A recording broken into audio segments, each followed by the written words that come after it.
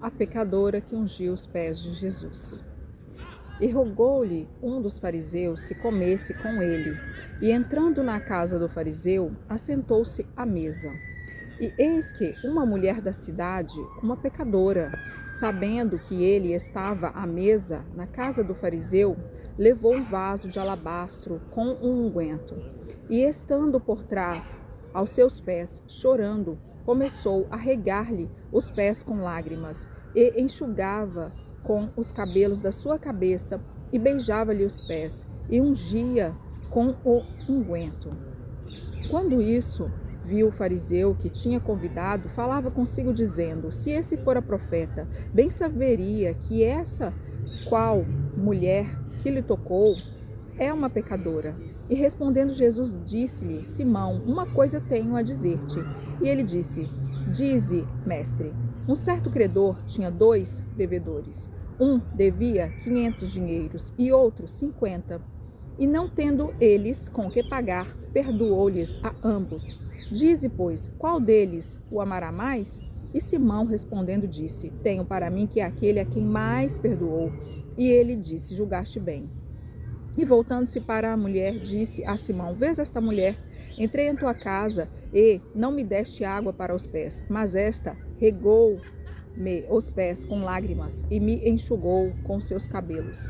Não me deste ósculo, mas esta, desde que entrou, não tem cessado de me beijar os pés. Não me ungiste a cabeça com óleo, mas esta ungiu-me os pés com unguento.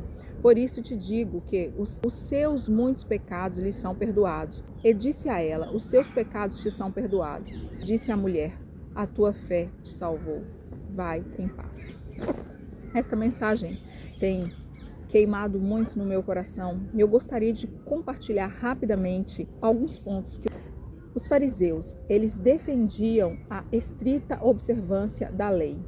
Era aquele tipo de pessoa que é moralmente superior aos demais e julga os outros com a rigidez da lei, mas nem sempre consegue aplicar todos os padrões da lei que exige dos outros na sua própria vida. A definição de pecador. Pecador é aquele que comete pecado. Em Romanos está escrito assim: todos pecaram e todos carecem da glória de Deus. Nós vemos aqui neste texto o fariseu e a pecadora. Enquanto Jesus estava sentado à mesa com o fariseu, a pecadora estava adorando, se humilhando, estava entregando o seu melhor.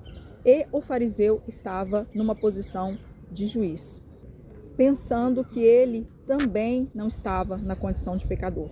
Por isso Jesus fez essa pergunta para ele: se uma pessoa tem 2 credores, um deve mais e o outro menos, perdoando a ambos que não têm com que pagar, qual o amará mais? O que Jesus queria dizer com isso? Que os 2 eram devedores, todos pecaram e só podem ser salvos pela graça de Deus. Graça quer dizer o favor que nós não merecemos. Misericórdia significa que o Senhor, ele não aplicará um castigo que nós merecemos. Quero finalizar rapidamente com algo que Deus tem colocado no meu coração. Só há um meio de ser salvo pela graça nos dias em que nós vivemos: crer em Jesus, confessar Jesus e receber a justiça de Jesus. Não há nada mais que nós possamos fazer para ser salvos. Nós não podemos comprar a nossa salvação com as nossas boas obras. Por quê? Pela lei, o pecado só pode ser perdoado com derramamento de sangue. Por mais que nós possamos cumprir alguns pontos da lei, ou até 90, 95% dos pontos da lei, nós não podemos cumprir todos. Somente Jesus cumpriu todos e foi até a morte de cruz, derramando o seu sangue para a remissão de pecados. Deus trabalha com representantes, Adão e Cristo. Todos nós morremos em Adão e todos nós podemos ter vida eterna através da justiça de Cristo. Quando nascemos, herdamos o pecado de Adão.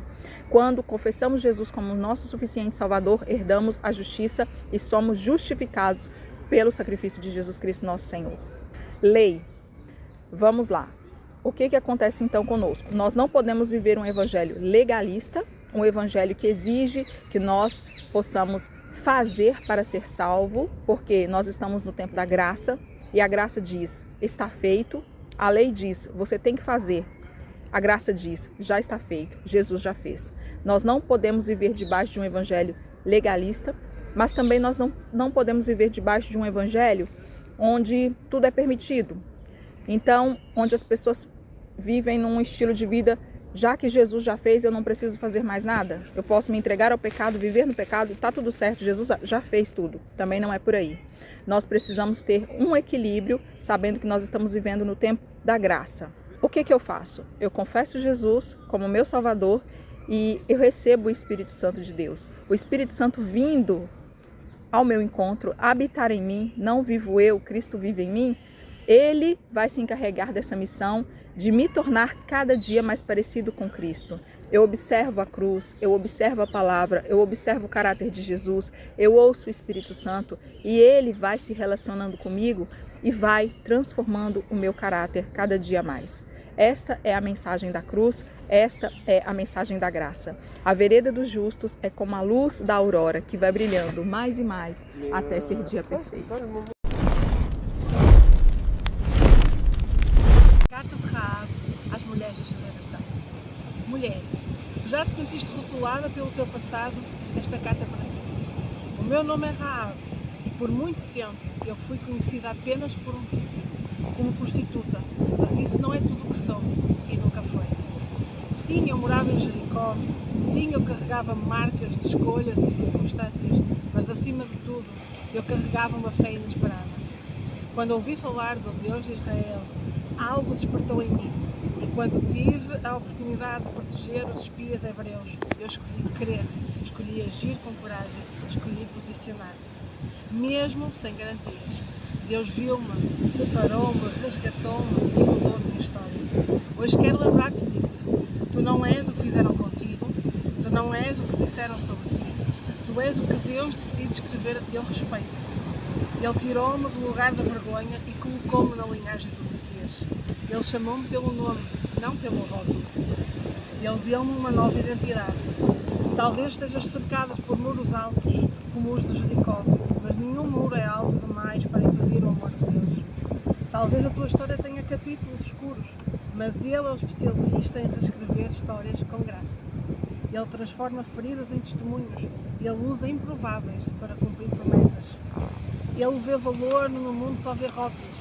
Declara hoje, a minha história está nas mãos de Deus. Ele reescreve e redime e chama-me pelo nome com esperança e fé. Salut, je m'appelle Rahab. Femme, si vous avez déjà ressenti étiqueté par ton passé, cette lettre est pour vous. Je m'appelle Rahab et pendant longtemps, je n'étais connue que sous un seul titre, prostituée. Mais ce titre, ce n'est pas tout ce que je suis et n'a jamais été.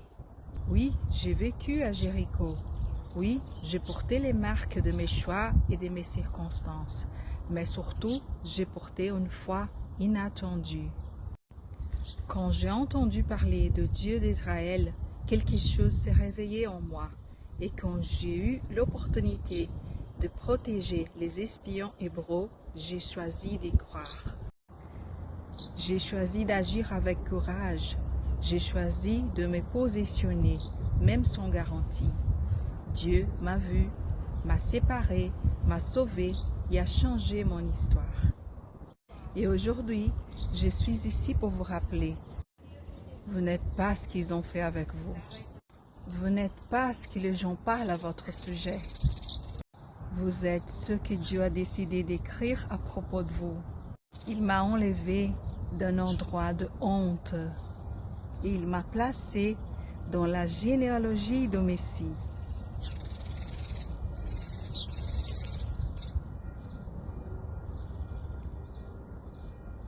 Il m'a appelé par mon nom et non par l'étiquette que la société m'avait collée.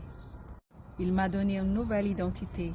Vous pouvez aujourd'hui être entouré de murs aussi hauts que ceux de Jéricho. Mais aucun mur ne sera jamais très haut pour empêcher l'amour de Dieu. Peut-être que votre histoire peut comporter des chapitres un peu sombres, mais je t'assure, il est expert d'écrire des nouvelles histoires avec grâce. Il transforme nos blessures en témoignages et il utilise ceux qui sont les plus improbables pour accomplir ses promesses. Il voit de la valeur là où le monde ne voit que des étiquettes.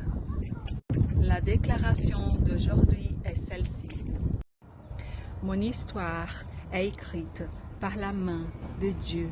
Il écrit, réécrit, rachète et m'appelle par mon nom.